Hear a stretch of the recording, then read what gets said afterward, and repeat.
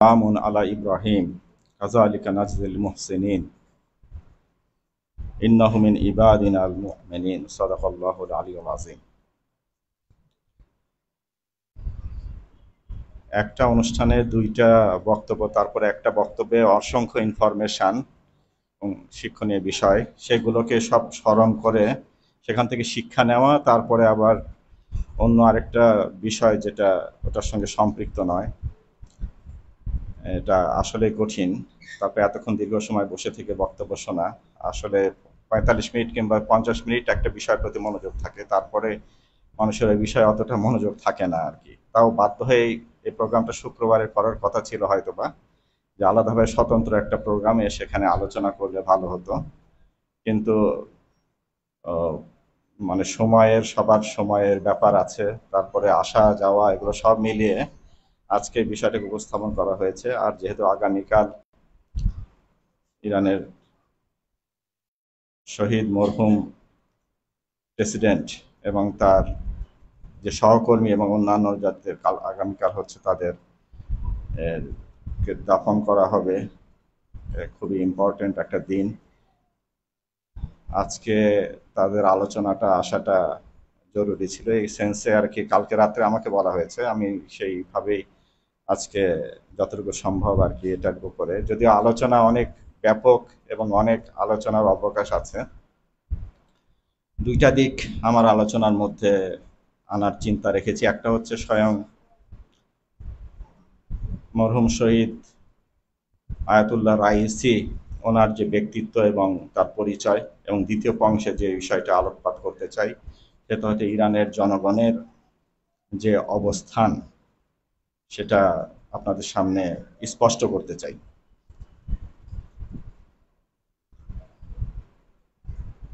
আমি আপনাদের সামনে প্রথমেই যে পবিত্র কোরআনের আয়াত পাঠ করেছি, সে আয়াতে যে অংশটা বলা হয়েছে যে হযরত ইব্রাহিম আলাইহিস সালামের উপর আল্লাহ সূরা সাফফাতে সালাম পেশ করেছেন, সালামুন আলা ইব্রাহিম, ইব্রাহিমের উপর সালাম। এর আগে তিনি বলেছেন তারাকনা আলাইহি ফিল আখারিন, এই যে ইব্রাহিম আলাইহিস সালাম একটা আদর্শ হিসাবে তাকে মানব জাতির কিয়ামত পর্যন্ত তাকে অন্যান্য সব মানুষের আদর্শ হিসাবে তাদের মধ্যে পরিচয় করিয়ে দিয়েছি এবং তারা কিয়ামত পর্যন্ত তাকে স্মরণ করবে, এটা ইব্রাহিম আলাইহিস সালামের বৈশিষ্ট্য। তারপরে বলছেন যে সালামুন আলা ইব্রাহিম, ইব্রাহিমের উপর সালাম, মানে নবী ইব্রাহিমের উপর সালাম। তারপর বলছে কাযালিকা নাজজিল মুহসিনিন, এবং যারা পুণ্য কর্মশীল, যারা সৎ কর্মশীল, যারা পুণ্যবান, তাদেরকে আমরা এভাবে পুরস্কার দিয়ে থাকি। মোহসেন যারা, যারা আল্লাহর জন্য একান্তভাবে, মোহসেন যখন আর কি আরবিতে ফায়েল ব্যবহার করা হয়, কর্তা বাচ্য যখন ব্যবহার করা হয়, যে কেউ সৎ কর্মশীল বলা এক জিনিস, আরেকটা হচ্ছে যে অনবরত যে সৎকর্মের মধ্যে নিয়োজিত রয়েছে। আমাদের ভাই আলী মুর্তজা একটা ঘটনা বর্ণনা করেছে, সেটা হচ্ছে যে ইমাম সাদিক আলাইহিস সালামের সঙ্গে যে একজন লোকের যে চুরি করে অন্যান্যদেরকে দান করতো আর কি, সেখানে লাস্টে ইমাম সাদিক আলাইহিস সালাম যে কথাটা বলেছেন, পবিত্র কোরআনে যে আয়াতটা পাঠ করেছেন সেটা সে উল্লেখ করেনি, সেটা হচ্ছে ইন্নাল্লাহা ইয়াতাকাব্বালু মিনাল মুত্তাকিন, আল্লাহ কেবল মুত্তাকিনদের কাছ থেকে আল্লাহ গ্রহণ করেন। মানে যে কোনো ব্যক্তির কাছ থেকে গ্রহণ করা যথেষ্ট, মানে আল্লাহ গ্রহণ করেন না। চোরের কাছ থেকে আল্লাহ গ্রহণ করেন না, দুর্নীতিবাজের কাছ থেকে আল্লাহ গ্রহণ করেন না, স্বৈরাচারের কাছ থেকে আল্লাহ গ্রহণ করেন না। যে ব্যক্তি অন্যায়কারী, জালেমের কাছ থেকে আল্লাহ কোনো কিছু গ্রহণ করেন না। আল্লাহ যদি গ্রহণ করেন, আল্লাহ কার কাছ থেকে গ্রহণ করেন? মুত্তাকির কাছ থেকে, মুহসিনের কাছ থেকে, মুমিনের কাছ থেকে।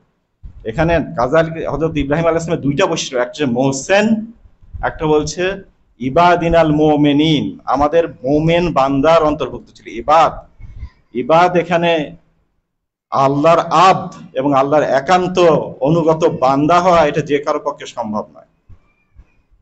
হযরত ইব্রাহিম আলাইহিস সালামের এই বৈশিষ্ট্যটা কেবলমাত্র ইব্রাহিম আলাইহিস সালামের মধ্যে পূর্ণ মাত্রায় ছিল এমন না, এবং সেটা অন্যান্যদের মধ্যে থাকতে পারবে না এমনও না, কিন্তু বিষয়টা এই জন্য আল্লাহ বলছে কাযালিকা নাজজিল মুহসিনিন, যে কেউ মুহসিন হবে, যে কেউ পুণ্য কর্মশীল হবে, যে কেউ পুণ্যবান হবে, তাকে এই পুরস্কারটা আমি দেব, তবে তার মাত্রা অনুযায়ী। ইব্রাহিম আলাইহিস সালাম একজন উলুল আজম নবী ছিলেন, 5 জন শ্রেষ্ঠ রাসূলের অন্তর্ভুক্ত ছিলেন, তার জন্য একভাবে আবার অন্যান্য যারা আল্লাহর পথে একনিষ্ঠভাবে ইখলাসের সাথে যারা কাজ করবে, তারা তাদের পর্যায় অনুযায়ী তারা সেই রকম পুরস্কার পাবে। হযরত ইব্রাহিম আলাইহিস সালামের ব্যাপারে যেটা বলা হচ্ছে, আমি আয়াতটা যেহেতু ইব্রাহিম রাইসি নাম ইব্রাহিম, তিনি কতটা আদর্শ হিসাবে হযরত ইব্রাহিম আলাইহিস সালামকে গ্রহণ করতে পেরেছিলেন। ইব্রাহিম আলাইহিস সালাম একজন আদর্শ হিসাবে তিনি কতটা তার অনুসারী ছিলেন, এটা যদি আমরা লক্ষ্য করি তাহলে আমরা বুঝতে পারবো। ইব্রাহিম আলাইহিস সালাম যুবক অবস্থাতেই কি করেছেন, যুবক অবস্থায় উনি শিরক এবং কুফরের বিরুদ্ধে উনি দাঁড়িয়েছেন, নমরুদের বিরুদ্ধে, যখন তিনি যুবক ছিলেন। আর কোরআনেও আসছে ফাতা, যুবক ছিলেন, যে একটা যুবক সে কি করেছে, যে মূর্তিগুলা ভেঙে ফেলেছে। ইব্রাহিম রাইসির কথা যদি আমরা বলতে চাই, ইব্রাহিম রাইসি 21 বছর বয়সে বিচারক হয়েছে। মুসা আলাইহিস সালামকে সম্পর্কে আল্লাহ পাক পবিত্র কোরআনে বলছেন, লাম্মা বালাগা আশাদ্দাহু, যখন সে তার যৌবনে পদার্পণ করলো, ওয়াস্তাওয়া, এবং যখন সে পূর্ণ বয়সে উপনীত হলো, বলছেন যে আতাইনাহু হুকমান ওয়া ইলমান, তাকে কি করেছি, তাকে বিচার বুদ্ধি দিয়েছি এবং জ্ঞান দিয়েছি।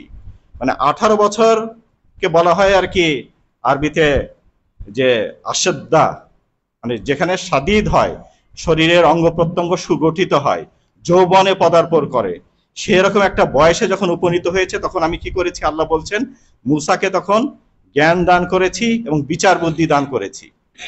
ইব্রাহিম রাইসির কথা শুনলে আপনারা আশ্চর্য হবেন, সে 21 বছর বয়সে অ্যাটর্নি হয়েছে। মানে একটা দরিদ্র, অত্যন্ত দরিদ্র ফ্যামিলিতে উনি বড়লোক হয়েছে। ওনার যখন 5 বছর বয়স, তখন ওনার বাবা মারা গেছেন। ওনার 3 ভাই বোন, ওনার 2 ভাই 1 বোন, 3 ভাই বোন। 5 বছর বয়সে যখন ওনার বাবা মারা গেছেন, বাবা মারা যাওয়ার পর ওনাদের বাড়ি, নিজস্ব বাড়ি ছিল, কিন্তু বাড়িতে মাত্র 3টা রুম ছিল, বাসায় কোনো উপার্জন, উনি 5 বছর বয়স, কেউ বাসায় নেই। 3টা রুমের মধ্যে 2টা রুমই ভাড়া দিয়েছেন ওনার মা, ভাড়া দিয়ে ওই 2 রুমের ভাড়া দিয়ে এই বাচ্চাদেরকে বড় করেছেন। এইভাবে কষ্টের মধ্যে, কিন্তু কখনোই ওনার মধ্যে আল হাকুমুত তাকাসুর দেখা যায় নাই, আধিক্যের লালসা কখনোই ছিল না। জীবনকে উনি কখনো দুনিয়া দিয়ে বিচার করেননি, সারা জীবন একটা সংগ্রামী জীবন করেছেন।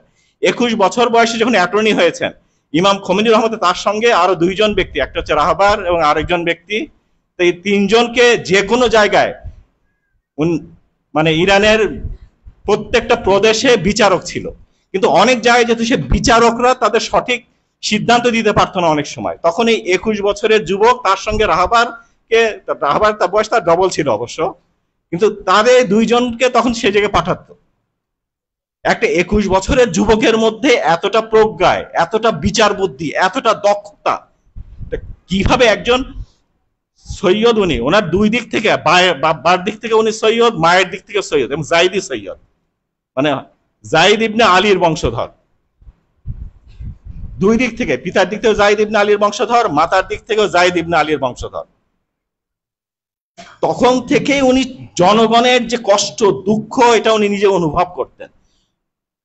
উনি শেষ জীবন পর্যন্ত বিচারক যে ছিলেন, তারপরে যে প্রেসিডেন্ট হলেন, সারা জীবনে উনি ওনার নিজের ভাষায় যে কখনোই বিশ্রাম নেওয়ার উনি অবকাশ পাননি। মানে দিনে 3-4 ঘন্টা ঘুমানোর মতো ওনার সময় ছিল, এতটা পরিশ্রমী ছিলেন। যুবক বয়স থেকেই নিজেকে এমন ভাবে তৈরি করেছেন যে দুনিয়ার প্রতি কোন রকম তার মায়া ছিল না। কেন এত সাহসী হতে পেরেছেন? কেন কোনো কিছুর পরোয়া করতেন না? কারণ হচ্ছে এমন একজন মায়ের সাথে প্রশিক্ষিত ছিলেন, তার মা তাকে এইভাবে গড়ে তুলেছেন।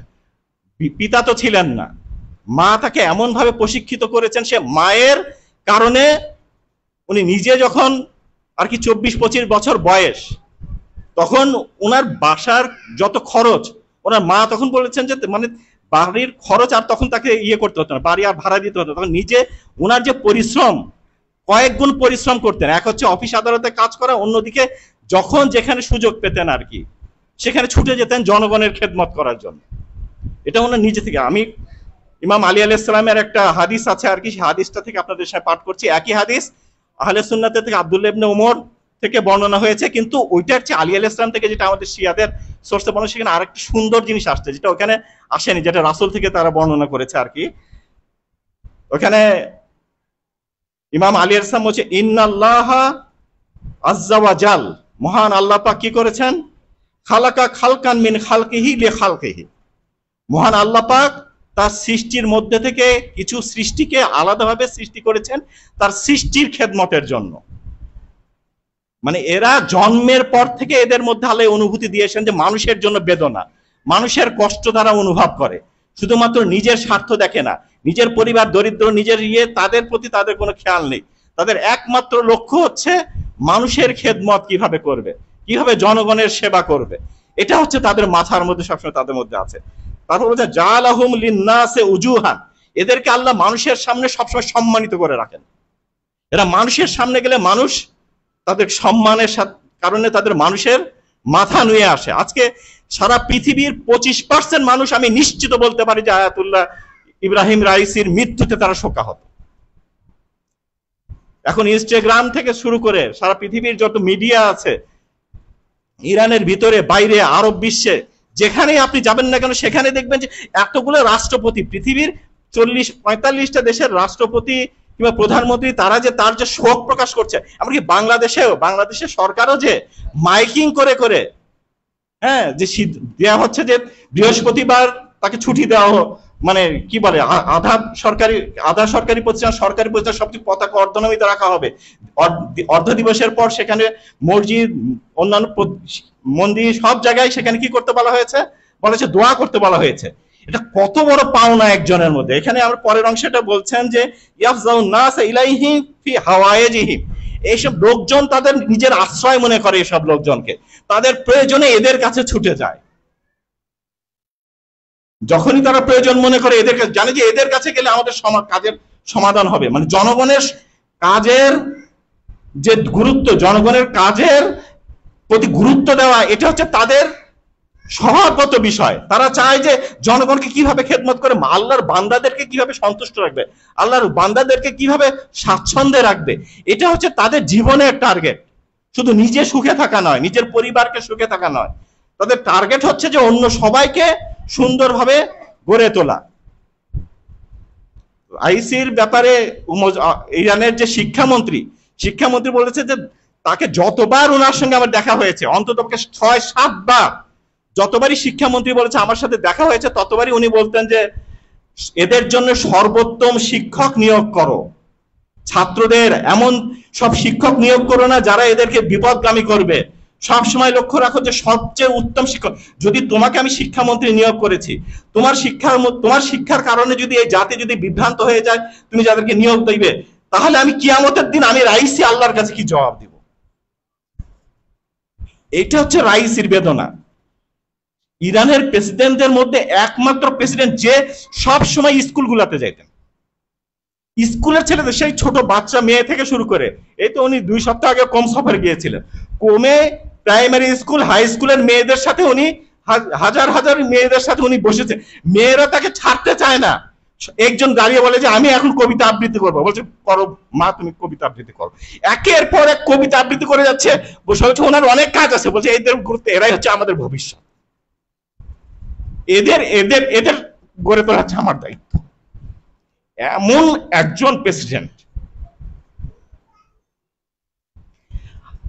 আসলে সারা পৃথিবী কিসের জন্য এই ব্যক্তির, মানে এখানে যে আয়াতটা লেখা হয়েছে সূরা মরিয়মের, যে একদল লোক, মানে মুমিনদের অন্তরে একদল লোকের ভালোবাসা কেন সৃষ্টি করে দেওয়া হয়?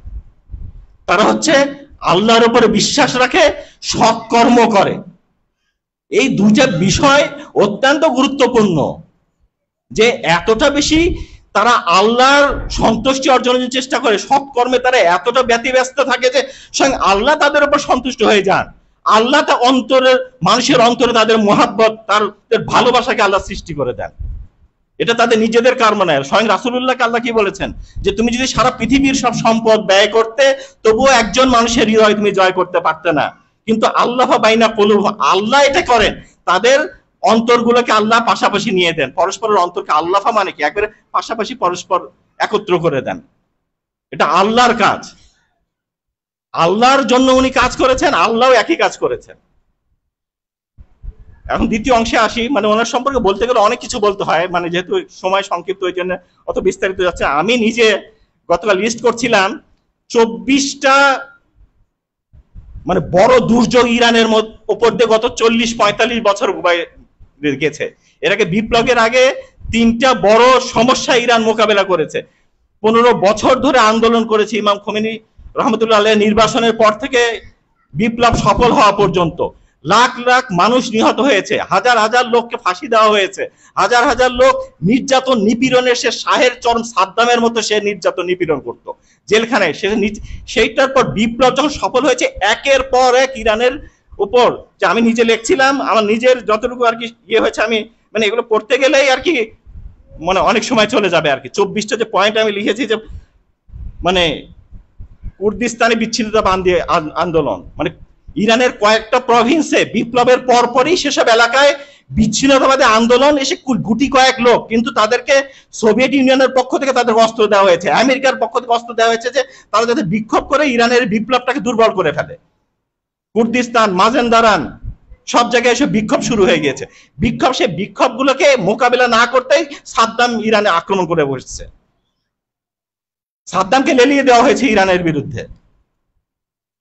8 বছর ধরে ইরান যুদ্ধ করেছে।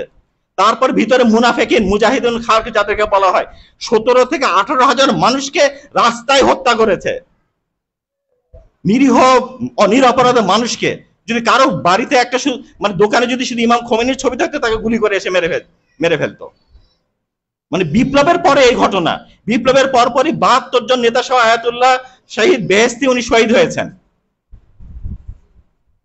তারপরে কয়েক মাস না যেতেই সেখানে প্রেসিডেন্ট রাজাই এবং এই বাহুনার প্রধানমন্ত্রী যে ছিলেন, তারা দুইজনকে শহীদ করা হয়েছে।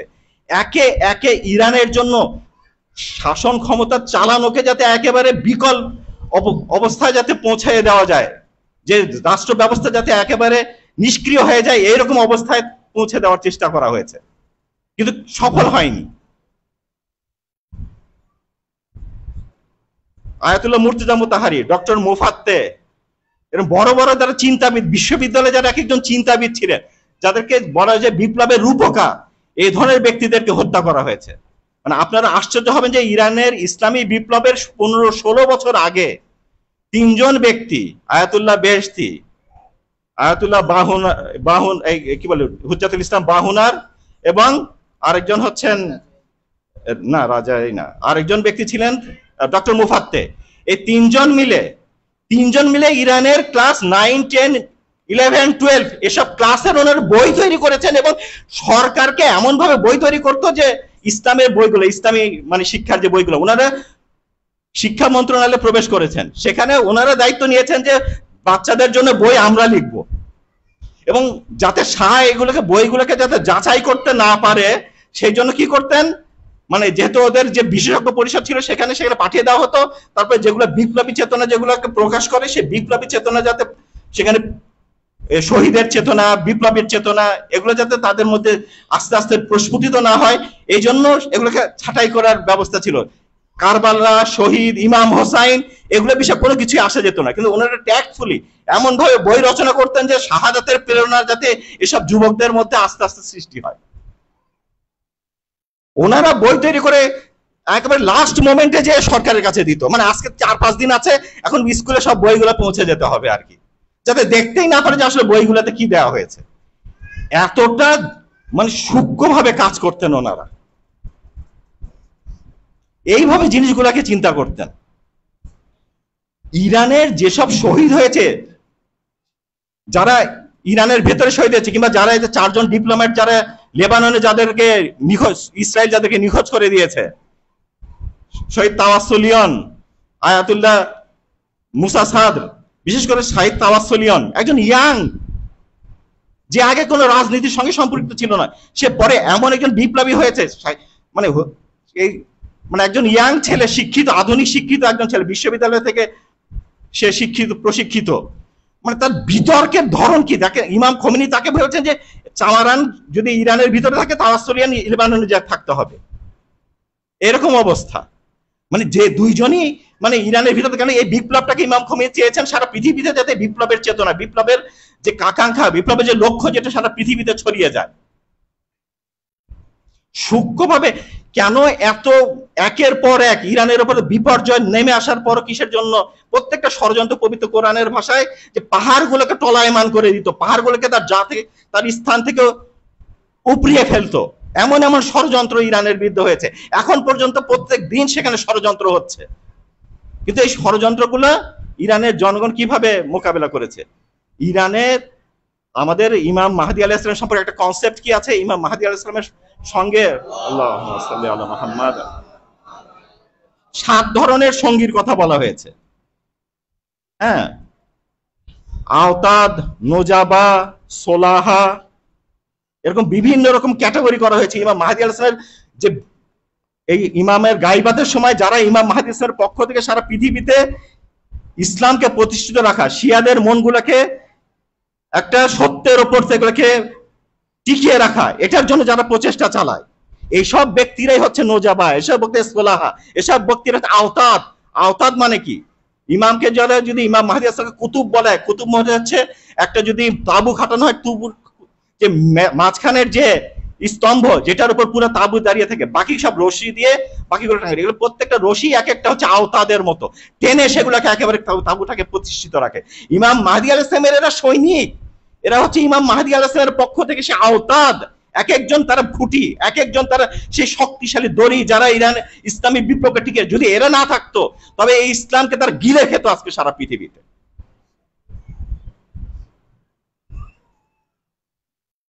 আয়াতুল্লাহ ডক্টর রাইসি হচ্ছেন এইরকম ব্যক্তিত্ব ছিলেন।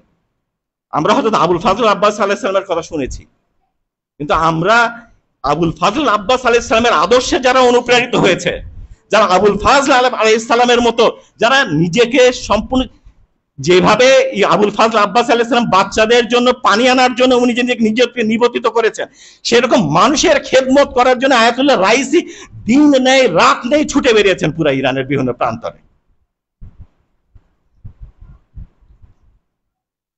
জনগণের জন্য যে ভালোবাসা তার মধ্যে, এটা কিসের কোথা থেকে এসছে? আলী আলাইহিস সালামের শিক্ষা। সব একবার সালাওয়াত করেন।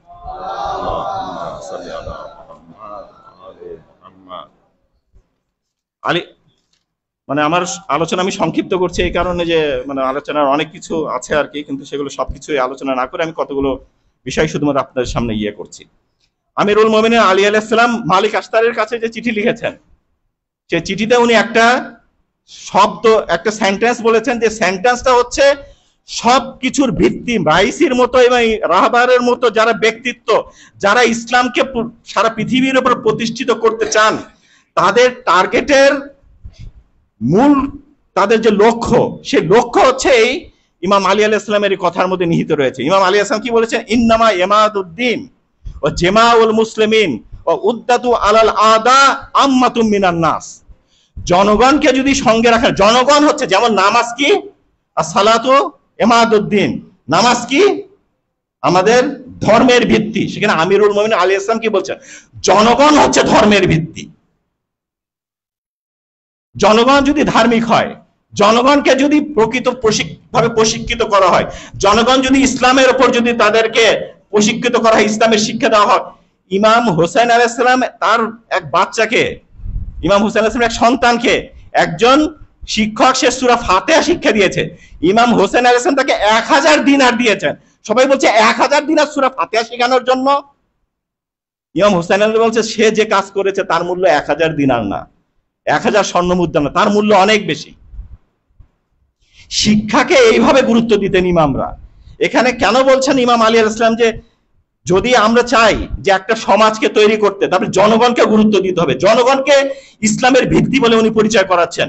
উনি বলছেন যে যদি মুসলমানদের সংঘবদ্ধ কোনো দল তৈরি করতে হয়, যদি শত্রুর বিরুদ্ধে প্রস্তুত একটা সেনা দল প্রস্তুত করতে হয়, তাহলে সেক্ষেত্রে সাধারণ মানুষদেরকে, তাদেরকে যদি সঠিকভাবে প্রশিক্ষিত করা হয়, তাদেরকে যদি সাম্রাজ্যবাদ বিরোধী করা হয়, আধিপত্যবাদ বিরোধী করা হয়, নিজের পায়ের উপর স্বায়ত্তশাসিত ভাবে তাদেরকে গড়ে তোলে, নিজেরা যাতে নিজের পায়ের উপর যাতে তাদের অটোনমি যদি তাদেরকে শিক্ষা দেওয়া হয়, এইরকম একটা ইরানকে যাতে কোন রকম শোষণ নিপীড়ন কার উপর নির্ভরশীল না ইরান, সারা পৃথিবীর সব দেশ অন্য দেশের উপর নির্ভরশীল। নির্ভরশীল এই সেন্সে যে অন্যান্য দেশগুলো কোনো না কোনো কারণে, আর তাদের প্রাকৃতিক সম্পদের কারণে হোক অন্যান্য কারণে, তারা অন্যান্য দেশের থেকে আমদানি করতে বাধ্য। কিন্তু ইরানে মানে তেল গ্যাস থেকে শুরু করে সবকিছুই আছে আর কি। ইমাম খমেনি রহমতুল্লাহ বলেছিলেন যে যদি ইরানকে যদি তার নিজের অবস্থার উপর ছেড়ে দেওয়া হয়, মানে আশেপাশের দেশগুলো তাকে যদি ইরানকে যদি আবদ্ধ করে না রাখে, ইরান শুধু নিজের মতো নিজেকে যদি কাজ করতে দেয়, সারা পৃথিবীর কারো আমাদের প্রয়োজন নেই। ইমাম খোমেনি কেন ইরান জাতির উপরে তার আস্থা ছিল, ইরানিদেরকে কেন তিনি বিশ্বাস করতেন, কেন তিনি তার জাতিকে বলতেন যে আমি যে জাতিকে পেয়েছি স্বয়ং ইমাম আলী এই জাতিকে পায়নি। আপনাদের সামনে এর আগে আমি বলেছি আমিরুল মুমিনিন আলী আলাইহিস সালাম কি বলেছেন, আল্লাহুম্মা সাল্লি আলা মুহাম্মাদ ওয়া আলি মুহাম্মাদ, ইন্নাকুম তুরিদুনা লিআনফুসিকুম, কখনো তুরিদুনানি লিদুনিয়াকুম, তোমরা তোমাদের দুনিয়ার জন্য আমাকে চাও, অথচ আমি কি চাই, আমি আল্লাহর জন্য তোমাদেরকে চাই, আমি আখিরাতে, উরিদুকুম লিল আখিরা, আমি তোমাদেরকে আখিরাতের জন্য চাই। আমিরুল মুমিনিনের কথা এটা। মানুষ যখন সবাই আল্লাহমুখী হয়, মানুষ যখন সবাই আল্লাহকে চায়, মানুষ যখন সবাই আখিরাতকে চাবে, ইরানে যদি এখন 100% আমরা বলতে পারি না যে ইরানের লোকজন ইরানে যদি 10%, 15%, এমনকি 20, 25, 30% লোক যদি রাহবারের পক্ষে থাকে, ইসলামের পক্ষে থাকে, সেখানে ইরানে এর চেয়ে অনেক বেশি সংখ্যক লোক রাহবারের পক্ষে আছে, ইসলামের পক্ষে আছে। যখন ভিত্তি হয়, যেটা আমিরুল মুমিনিন বলেছেন যে এরা হচ্ছে ধর্মের ভিত্তি, জনগণ যখন আর কি সাপোর্ট দেয় কোনো সংঘবদ্ধ ভাবে, তারা যে কোনো সরকারের বিপদ আপদ, এত নিষেধাজ্ঞা গত 40-45 বছর বয়সে সারা পৃথিবীর, রাশিয়ার আলেকজান্ডার দুগিন উনি পর্যন্ত স্বীকার করেছেন যে পরিমাণ নিষেধাজ্ঞা ইরানের উপর এসছে, এই পরিমাণ যদি নিষেধাজ্ঞা যদি রাশিয়ার উপর আসতো, সোভিয়েত ইউনিয়নের উপর যেভাবে এসছে, সোভিয়েত ইউনিয়নের 1/10 আসেনি, সোভিয়েত ইউনিয়ন ধ্বংস হয়ে গেছে। ইরানের যে এখন রাশিয়ার উপর যদি এই পরিমাণ নিষেধাজ্ঞা আসতো, রাশিয়া এখন ধ্বংস হয়ে যেত।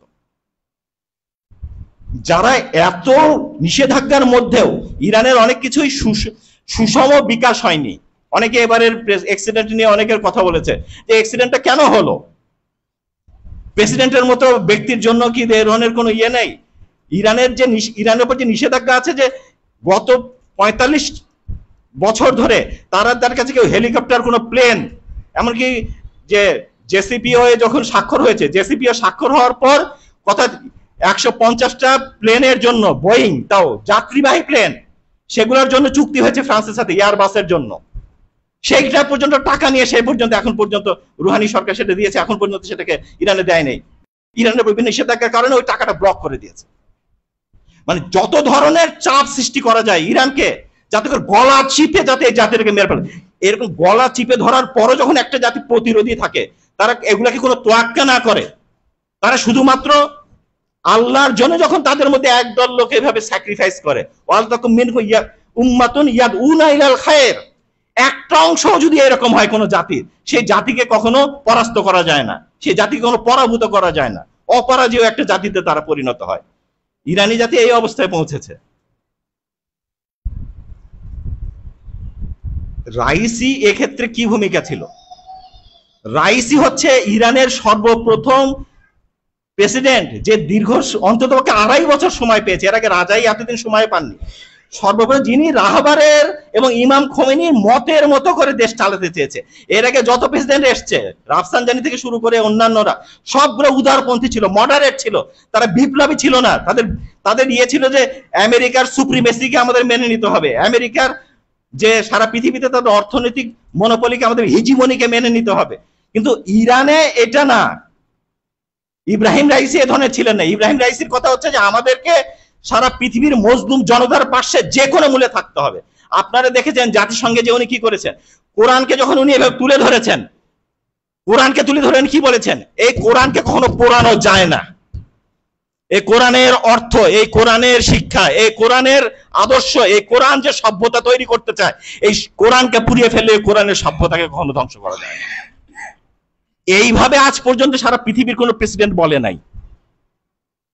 তোমরা কোরআনের পাতাগুলোকে পড়াতে পারো, কিন্তু কোরআনের শিক্ষায় যে জাতি সমৃদ্ধ হয়, কোরআনের শিক্ষায় যে জাতি সভ্যতা তৈরি করে, যে জাতি প্রশিক্ষিত হয়, সেই জাতিকে কখনো পরাস্ত করা যায় না। তাদেরকে কোরআন পুড়িয়ে তাদেরকে ধ্বংস করা যায় না। কোরআনের শিক্ষাকে কোনোদিন ধ্বংস করা যায় না। ফিলিস্তিনের পক্ষে উনি এমনকি লাস্ট মোমেন্টে যখন তিনি এই যে এলহাম আলিয়াবের সঙ্গে দেখা করতে গিয়েছেন, মারা যাওয়ার মানে আধা ঘন্টা 1 ঘন্টা আগে, সেখানে উনি যে কি করেছেন, সেখানে উনি যখন ইব্রাহিম আলিয়েবের সঙ্গে দেখেন, সেখানে ইব্রাহিম আলিয়েব যেহেতু সে ইসরায়েলকে চরমভাবে সহযোগিতা করে, এখন পর্যন্ত গত 7-8 মাস ধরে, কেন সে বছরের পর বছর ধরে তেল রপ্তানি করে যাচ্ছে ইসরায়েলের কাছে। ইসরায়েলের মূলত তেল 2 জায়গা থেকে যায়, একটা হচ্ছে কুর্দিস্তান, ইরাকের কুর্দিস্তান, আর একটা হচ্ছে আজারবাইজান, এই 2টা দেশ থেকে।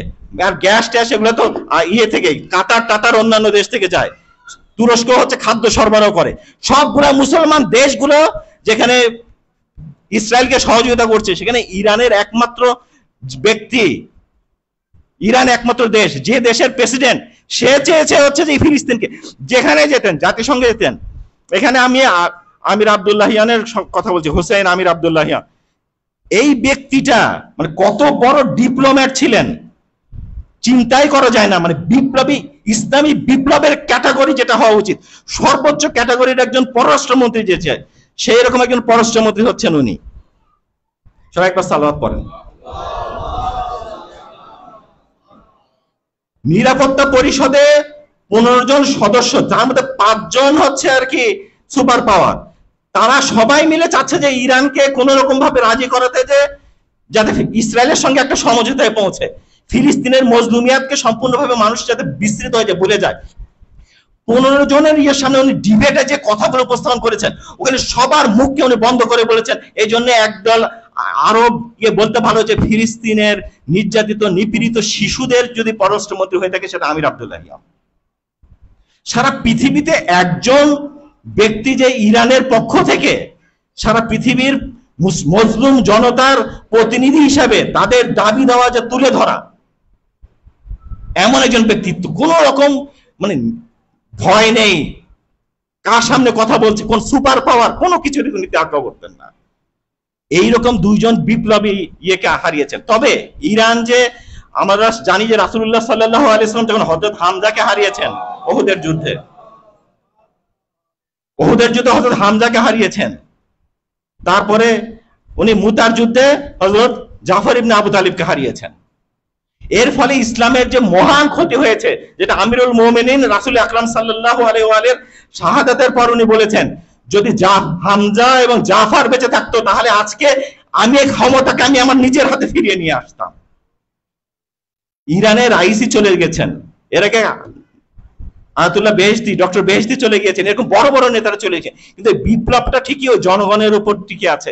সেখানে এমন সব ব্যক্তিত্ব তৈরি হয়েছেন যারা আমিরুল মুমিনিন এইরকম অসহায় অবস্থা ছিলেন, সেই অসহায় অবস্থা নেই। আমি যেটা বলেছি যে রাসূল আকরাম সাল্লাল্লাহু আলাইহি সময়কার ইমাম খোমেনি বলেছেন, রাসূল সাল্লাল্লাহু আলাইহি সাল্লাম কিংবা আমিরুল মুমিনের সময় লোকজন যেরকম ছিল, তার চেয়ে আমার যুগের লোককে অনেক বেশি তারা ডিভোটেড, অনেক বেশি তারা ত্যাগী, অনেক বেশি তারা স্যাক্রিফাইস বেশি। হাজার হাজার কিভাবে ইমাম খোমেনি, সবাই একবার সালাওয়াত পড়েন। মহান রাহবার বলেছেন যে আমি লজ্জিত হই সেসব মানে এই শহীদদের স্ত্রীদের কাছে, যারা সিরিয়ায় যে মানে সব 2 বছর 3 বছরের বাচ্চা, তাদের মানে সেই সব, তারা এইসব মহিলারা তাদের হাজবেন্ডকে সিরিয়ায় কি করে পাঠিয়েছে। অধিকাংশ যুবক, অধিকাংশের বয়স হচ্ছে 17-18 থেকে শুরু করে 30-35 মধ্যে। সিরিয়ায় যারা যুদ্ধ করতে গেছে, সেটা লেবাননের হিজবুল্লাহর হোক কিংবা ইরানের থেকে যারা গিয়েছে, তাদের মধ্যে তো ইসলামী বিপ্লবী গার্ড রক্ষা বাহিনী যারা আছে আর কি। এই যে যুবকদের মধ্যে 45 বছর অতিক্রান্ত হওয়ার পর এখনো একদল লোক, এখনো যুবকরা সারা পৃথিবীতে যখন অপসংস্কৃতি, সবাই যখন আর কি অশ্লীলতা মন্দের দিকে, যখন বাংলাদেশের সঙ্গে যদি তুলনা করি, ইরান একটা বেহেশত, যখন সারা পৃথিবী অশ্লীলতার দিকে ছুটছে, সে অবস্থায় সব যুবকরা নিজেদের জীবন বিলিয়ে দেওয়ার জন্য তারা কি করে প্রস্তুত হয়ে আছে। এরা কি সারা পৃথিবীর মানুষের জন্য আদর্শ না? এটা সারা পৃথিবীর মানুষের জন্য এরা আদর্শ।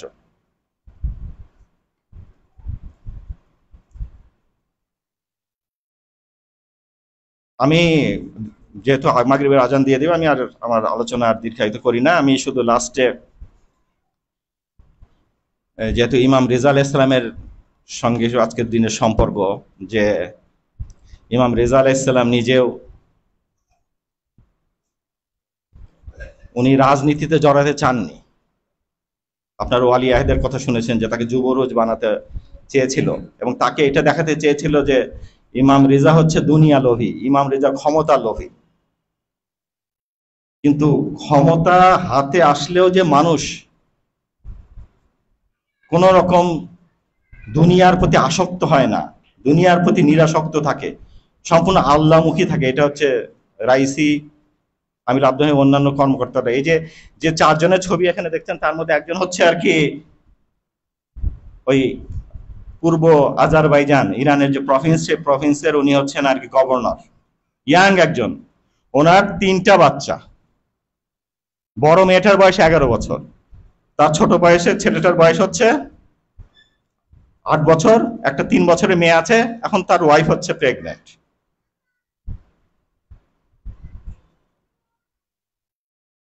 এইরকম ব্যক্তিরা নিজেদেরকে উৎসর্গ করার জন্য তারা প্রস্তুত।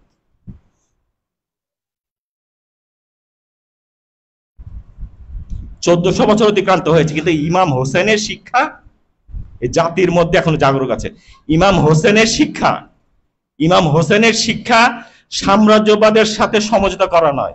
যখন আল্লাহ পাক মুসা আলাইহিস সালাম বলছে ইযহাব ইলা ফিরআউন ইন্নাহু তাগা, ফিরআউনের বিরুদ্ধে তুমি রুখে দাঁড়াও মুসা, তখন হযরত মুসা আলাইহিস সালামের প্রত্যেক জাতির মধ্যে ইমামরা চান এইরকম ত্যাগী ব্যক্তিকে চান। ইযহাব ইলা ফিরআউন, ইযহাব ইলা নমরুদ, নমরুদের দিকে যাও। এইরকম যখন একটা জাতি তৈরি হয় যাদের মধ্যে হযরত মুসা, ইব্রাহিম আলাইহিস সালাম তাদের মতো, শুধু তারা থাকলেই হয় না, বনি ইসরায়েলের জাতির চেয়ে এখন ইরানের জাতি হাজার, বনি ইসরায়েল নদী পার হয়ে এসে তারা আল্লাহকে ভুলে গিয়েছে, মূর্তি পূজায় রত হয়েছে, বাছুর পূজা করেছে।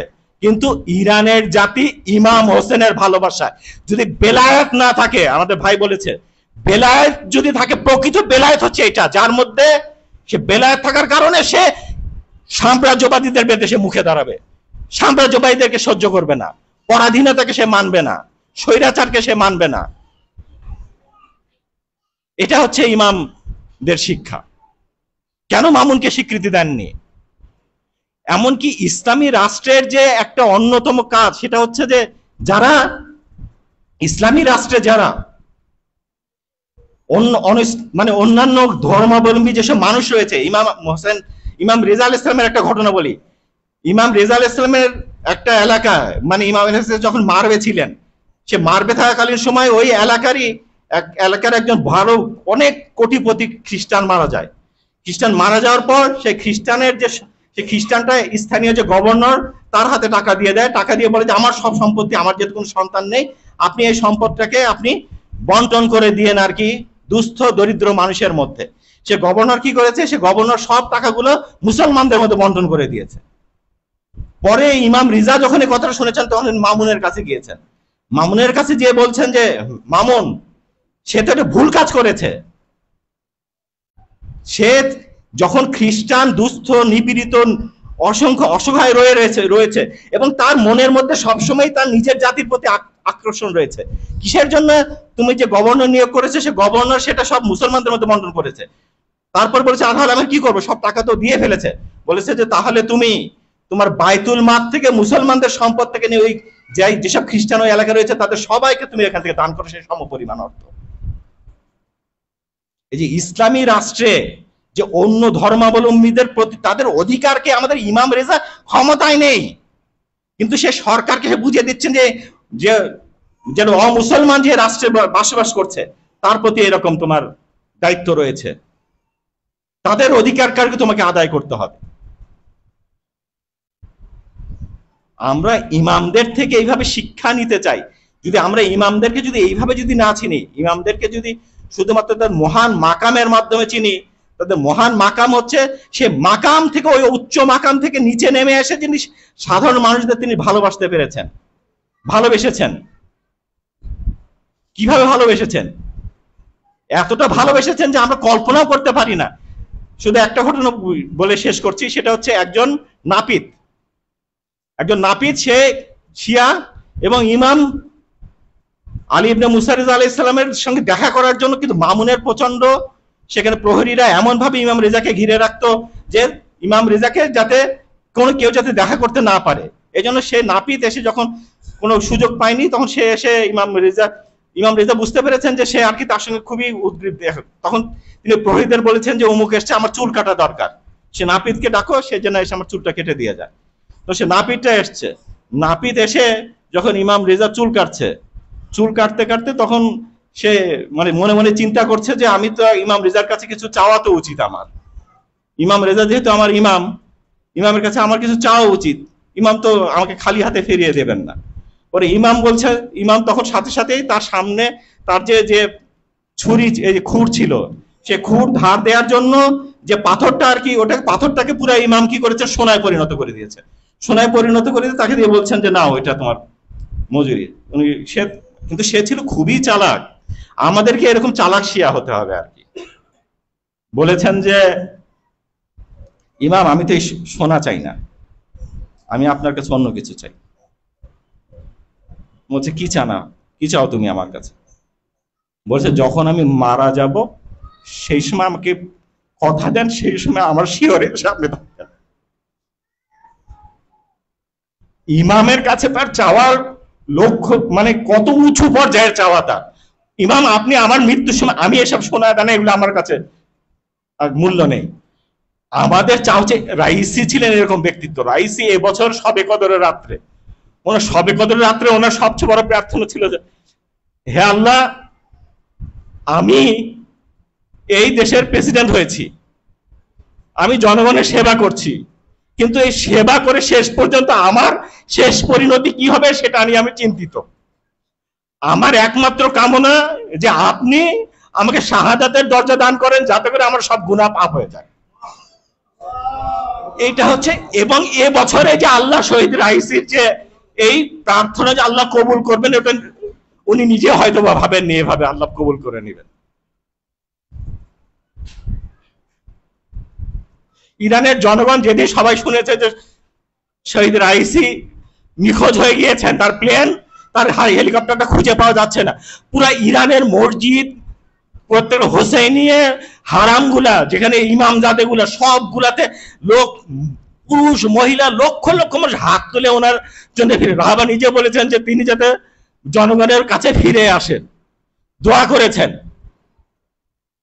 যেভাবে কারবালায় প্রত্যেকটা শিশু হাত তুলে দোয়া করছিল যে আমার চাচা আব্বাস যাতে আমাদের কাছে ফিরে আসে।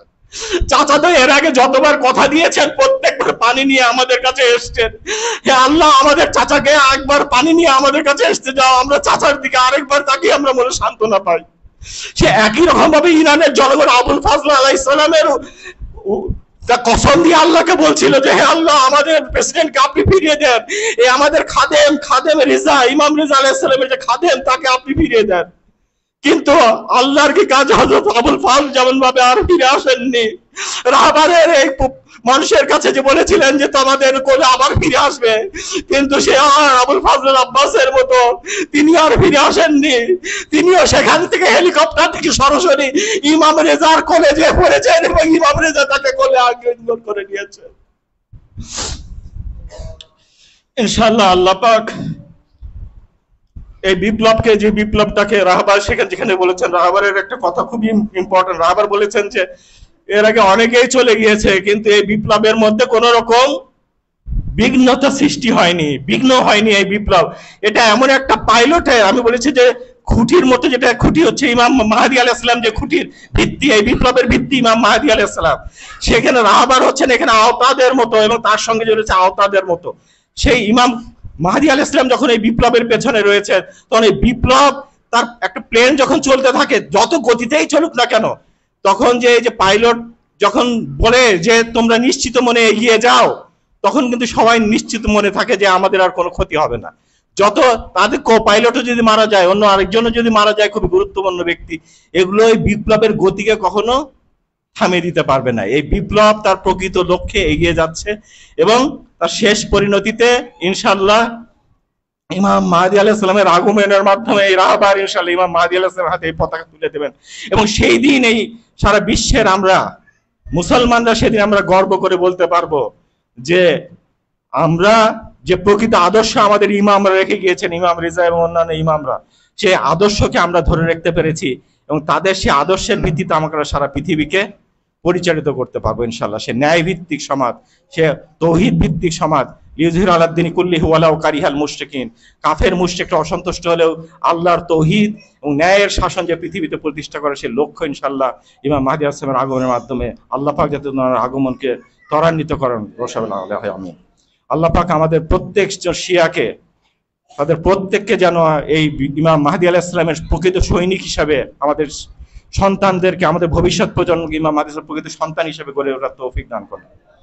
আমাদের এই মরহুম প্রেসিডেন্ট শহীদ রাইসি, আল্লাহ পাক ওনার মর্যাদাকে আরো বৃদ্ধি করে দিন এবং তার সঙ্গে যারা শহীদ হয়েছেন, আয়াতুল্লাহ আলী হাশেম, আব্দুল্লাহিয়ান, আমির আব্দুল্লাহিয়ান পররাষ্ট্রমন্ত্রী এবং অন্যান্য যারা যারা সারা পৃথিবীর লক্ষ কোটি মানুষকে যারা কাঁদিয়ে আমাদের মধ্যে থেকে চলে গিয়েছে, হে আল্লাহ, ইমাম হোসেনের ওসিলায় আপনি তাদেরকে সর্বোচ্চ আসন দান করুন বেহেশতে।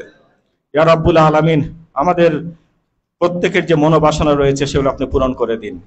ইয়া রাব্বুল আলামিন, সামনে আমাদের যে দিনগুলো রয়েছে সেই পবিত্র দিনগুলোতে প্রতি মুহূর্তে যেন আমরা নিজেদেরকে ইমামের রেজার সন্তুষ্টি, ইমাম মাহদী হাসানের সন্তুষ্টির দিকে নিজেদেরকে অগ্রসর করতে পারি, আমাদেরকে সেই তৌফিক দান করুন। ইয়া রাব্বুল আলামিন, আমাদের মধ্যে যারা অসুস্থ রয়েছেন তাদের সবাইকে আপনি সুস্থ করে দিন।